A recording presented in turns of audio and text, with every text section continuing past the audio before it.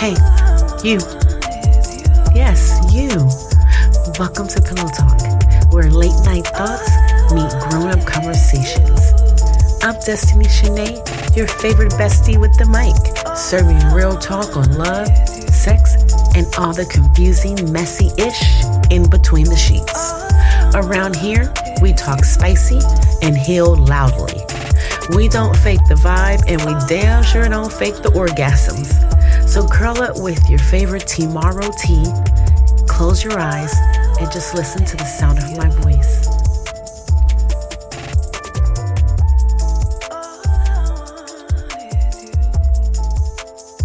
Hey lovers and sexies.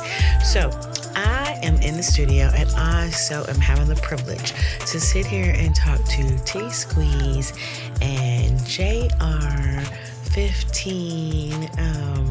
in the studio right now.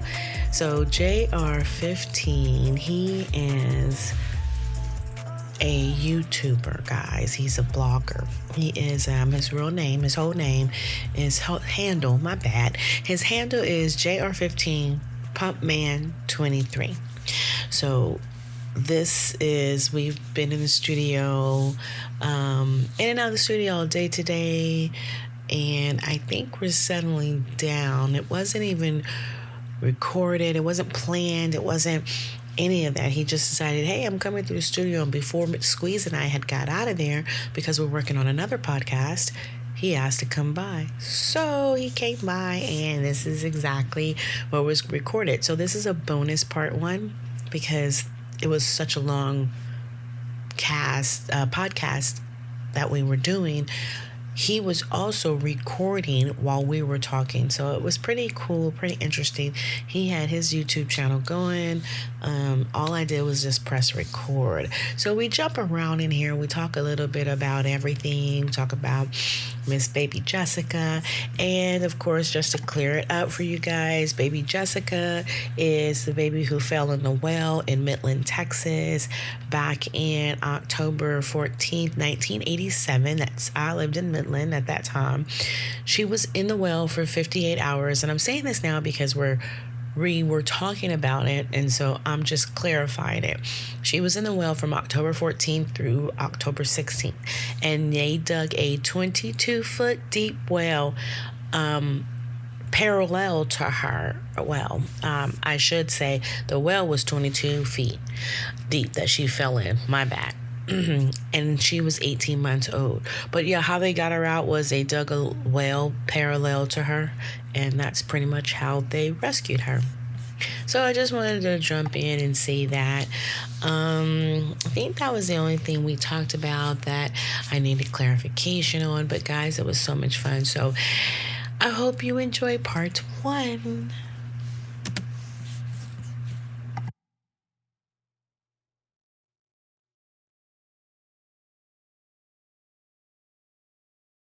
Countries, Mississippi thick, everything.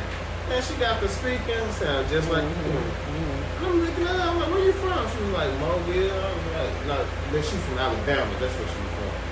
She said, Mobile. I'm like, damn, I'm thinking you country. I'm like, shit, we sound way worse than you. She was like, yeah, everybody there don't talk like that. Yeah, man. Like, somebody came down here and was like, damn, I thought y'all really, it was Mac. Mac was like, shit, I thought y'all was riding on horses and the cactus and shit.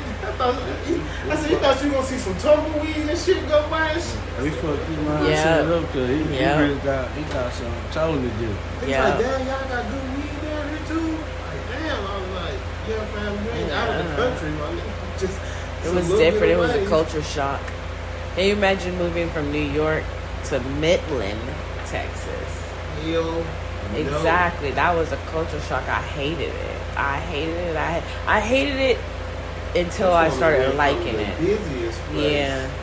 To the slowest place. And again, I'm not even good with years, but at that time, the only thing we can do is go to Odessa Permian football games. That's when Odessa Permian was popping. Oh, that's Friday Night Lights. Yes. That's when they was popping. The only other thing we did was play on tracks. Around the time when that Friday Night Light shit. It was. I lived down there when baby Jessica fell down the well. Do y'all remember baby Jessica? You ain't never heard. You gotta look up the story, baby Jessica. She fell down the well in Midland, Texas. Fell down the well, and they got her. It took them a day and a half, maybe even longer, but to get her out, and they got her out alive. That baby survived a day and a half. It survived in there 2 days, 3 days, maybe. I can't really remember how long, but yes, it survived in the well. Yeah, she was stuck like this too, with her leg up, arm and her leg was up. Yep, and she survived. They got her out. I was there for something else too, but I cannot remember what it was. I think I was out of Corpus when Selena got killed. By that time, I was out of Corpus by that time. But I loved Corpus because it was the beach. So every weekend we went to the beach. I was young in Corpus, real young. My teacher's name was Miss Delion, 3rd grade or something like that. Back then, though, Corpus Beach was nice. Yes. I ain't gonna lie. Yes, it was, and especially to a kid, Right. But it was nice 12th then, grade, 12-year-old. Yeah, once I got to where we was like going on spring break and shit, Corpus was trash. It was just a place where kids met up. And trash. Yeah. Everything. Yeah. Yep, absolutely. But Corpus is when I had my actual first fight, and I got the nickname Tyson. He said they dug a hole next to her to get her out the well. I don't know how they got her out, but yeah, it was listening to you. Yeah, it was a lot. They did a lot.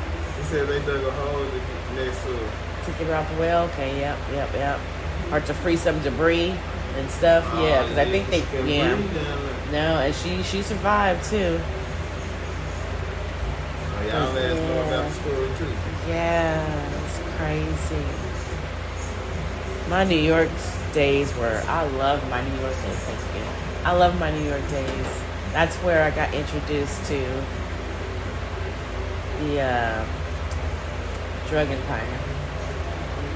Yeah. So, as an adult, maybe I shouldn't ask you this question. Maybe I should ask you later. I ask you this when we not.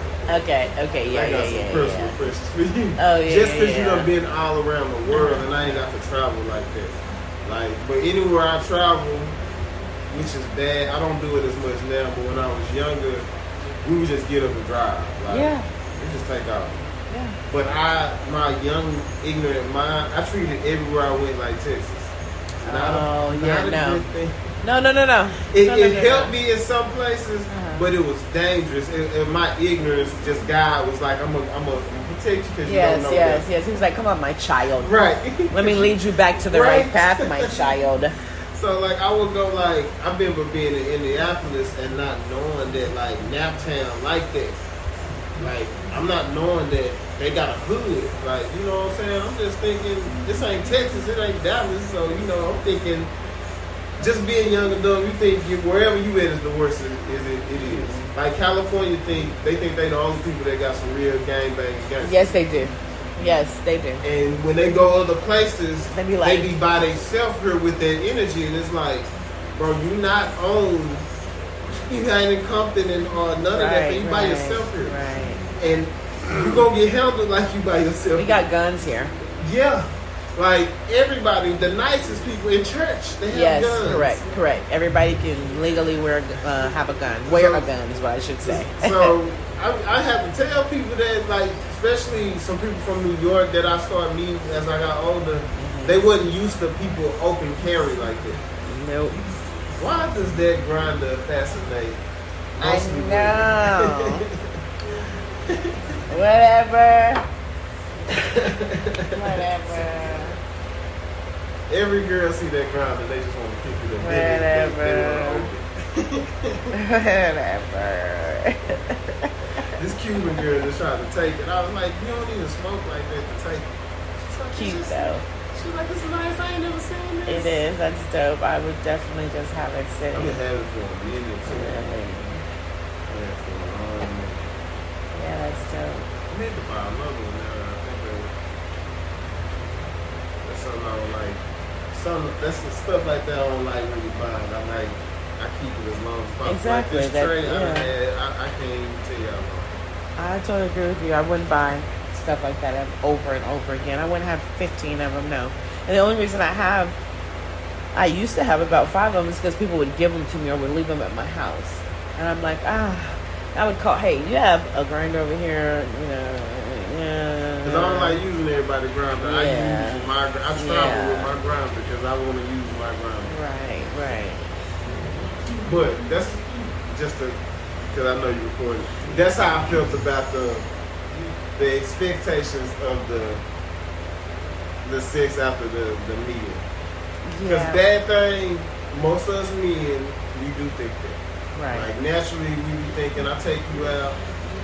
Especially over and over and over again, right? You said, not after the first one, maybe after the third and fourth, or you know, then it becomes. Even then, I think I expected because. So, this is what I try to do when I'm on my live and when I'm just giving people advice, and it's something I want you to be conscious of. And I really be trying to do it on when you doing your pillow talk. You always say, "I'm talking to y'all, not me." And I be trying because I try not to get me in the way I think and put it in everybody's head because I'm like, y'all don't think like me for a good reason. It's a good reason y'all don't think like me. But when it comes to that, when it comes to my expectations of sex after a meal, it's because when I talk to a woman, I talk to her. Like, I'm still old school. I don't have the Instagram and all that, so I call women. Okay. Like, I text you. Okay. I ask you in the text, what you prefer, phone calls or text. Right. I want to know because I'm going to talk to you. Right. So, we can if you want text, be careful because when I text, it'll be a long text. I might ask you 3-4 questions. Like, I'm going to talk to you. So I want to get to know you. That's what we're trying to do, right? So when we get to this date, I'm expecting sex because we done built a rapport now. Okay. That's understandable. So that's the only reason why my mind is like that. So I have to think like other guys, because most of my friends, they do not like talking on the phone with no woman. Yeah, so how do they, and that I would love to get a guy's point of view on that. How do you make a connection then? What are you doing? Well, most of them, this new age, they feel like they can go to your Instagram, Snap, and Facebook, and they know you already. Yeah, so what are we talking about? So I guess they talk shit. Most of them, I done been on dates with women and watched the other people. You know what they doing? This on the date. Taking pictures of it, post it. They'll look, they'll say something to each other a little bit. He'll pull out his phone.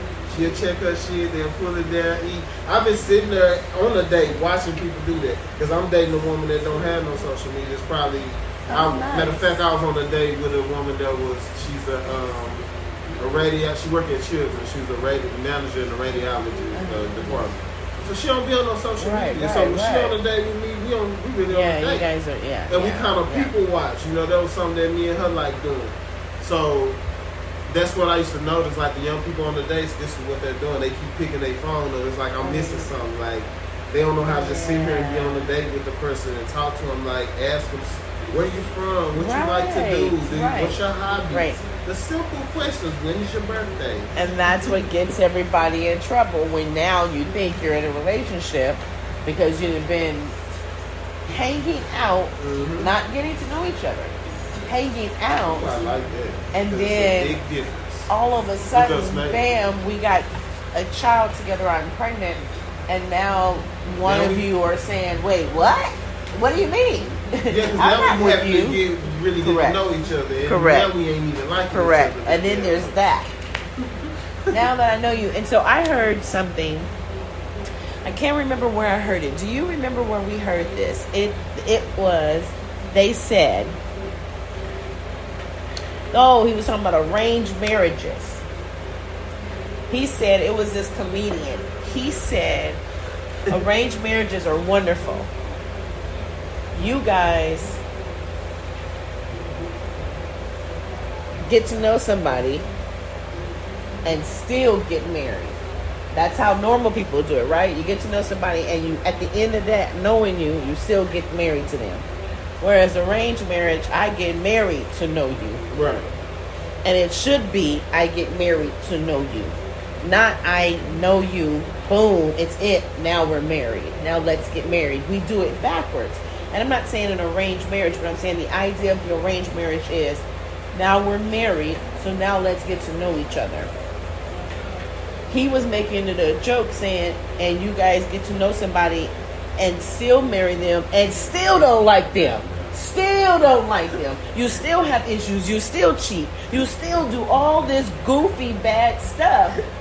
But you picked that person. You got to know that person. And now you're in divorce court because of that person. So like, I love arranged marriages. Arranged marriages are wonderful like, in my book. Hell yeah, because y'all getting it wrong and y'all getting and y'all still getting married. Y'all got it wrong in getting to know the person. Y'all got it wrong. And you still married the person. I like it because it's different, and I think that'll be fun to say. I think, you know what, for sure, this is what I will bet on because I'm a gambling guy. I bet you that arranged marriage will last a little longer than some of these fixed marriages, only because y'all gonna spend 2 or 3 years getting to know each other. That's the best part of being in a relationship with anybody, getting to know somebody. That's the best part. And you know who put y'all together? People who know you, who's known you your whole entire life. Can you imagine your mom and another lady's mom putting y'all together because you know what I mean? Your mom knows exactly who her son is. At least, I'm sorry, let's back up. Your mom is the parent, because it's only a percentage of us parents who says, oh yeah, that's my child. Because, you know, parents like to say, oh, my child wouldn't do that. Right. Not my little Tommy. Right. Not my little Dietrich. They're not out there robbing people and raping people. You know your child out there doing it because they did it when they was living at home with you. And I had that mama that, if you call for my sister, you better have your shit together. Because you can't just say anything about my sister. She coming up there. When you call for me, she know what child that is. Soon as you say, yeah, I said this to him and he told me, yeah, that's my son. Yeah. I know him. He gonna say something back. He say shit back to me. I know he done said something back to you. And that's how I was growing up. I told my kids, you have 2 rules. Or know your children, okay? No, you can't cuss, okay? You just can't. But here's the rule. When you're out there being kids, if an adult hears you, you did too much. Right. Okay? And if an adult comes to me and tell me something you did that I know you did, we're going to have an issue. Okay? Those are the 2 rules. Respect, respect, respect. So I had a lady come to me, oh, your daughter, I think she stole. I said, no, not my daughter. Mm-hmm. But who was she with? Let me listen to the story. She told me everybody she was with. I said, I think I know who has it. I will talk to my daughter, then I will talk to the parent. But I know for a fact my daughter did not steal what you're saying. Because I know first of all, I have everything you have. I have everything you have. We're both women. I have everything you have. Okay? I don't lock up anything. My money, I don't lock up anything. Trust starts at home. So I know my kids will steal. Like months later, her husband came back, apologized and stuff, and he goes, but I do want to tell you, they was out there cussing. I said, my apologies. My apologies. Now that sounds like my apologies. You know, it may not have been my kids, but let me apologize because they're with kids that I know cuss. You know, so as a parent, the first thing we have to do is responsibility and trust, and it starts when they're little. You have to get that. Yes, make them earn their trust with you. Because my kids, again, I'm not saying they're perfect, but I know if they go out and do something, they're coming straight to the phone. They're coming straight to the house and saying, "Mom, let me tell you what I did. Let me tell you the whole story." That way, when I can go into the school, you can't tell me nothing different. Because they know I'm going to beat their butt. They know they going to get it. They know they going to get grounded. They know what they have to lose at home. Yeah, my mom know I'm not going to tell you shit. You better go get it out, get it in blood. Because I ain't snitching on myself. And see, that's the thing. My kids, that's why they didn't do bad. My kids, again, the bad stuff, I didn't find out. I'm finding out now what the little twerps did when they were little. Like, the first time I let them smoke weed, I thought that was the first time. My son hit that, and I said, that ain't not, what? Here I am still choking, and my first time was maybe 2 months prior to that. My little brother What? did me like that. I'm thinking this motherfucker ain't smoking. Hit the mother like, oh, what you been smoking with? Right. Ain't no way in hell that's your first time smoking. Like, I know what your first time smoking was like. Right. Man, everybody in there, all the adults just busted out laughing. They was like, Mom, he used to come home so high. What did they think they was doing in the garage? I said, I never smelled it. I would always go in the garage. They're like, because they have the door up. Because they would go outside on the side, smoke, and then come back in the garage. They never had a light on. They just had the door up, And we had, I had, mosquito stuff around, so we didn't have to worry about none of that stuff. Man, my kids were so smart. They were too smart for their own good. They didn't steal my cars. They didn't do any of that because I would just let them use them. Yeah. But they were good kids. I didn't have to worry about that. I didn't have to worry about. I found out now that they skipped a couple of times in school. I said, "Why your school didn't tell me?" It was like because we didn't skip that often. Right. We would go to class, take rows, stay in there, and then leave. So those things that you learn when your adult children gets to be adults. Oh man, when I started telling my mama some of the shit that I was doing, which she found out some shit, but after a while, it was some shit she just didn't want to know. Like she was like, I don't want to know. But she found out when she started finding out some of that shit. Oh wow! She was shocked, but then again, she wasn't shocked. Like my sister wasn't too much. If this hit home for you, or you know someone who needed to hear this, go ahead and follow Pillow Talk wherever you get your podcasts. Spotify, Apple, YouTube, all of that. And for the behind-the-scenes tea, bonus confessions, and some unfiltered laughs, follow and subscribe to Let's Talk at Pillow Talk on YouTube. That's where the real combo continues. Want to slide in the DMs or just need to vent? Email us at letstalkatpillowtalk@gmail.com. You've just been wrapped in the warmth of Pillow Talk. Drift off knowing this. Your heart deserves peace. Your love deserves presence. And you deserve someone who shows up for you. Until next time, sleep soft, speak your truth, never shrink to be seen, and let them earn your energy. I'm Destiny Shanae. Thanks for coming with me.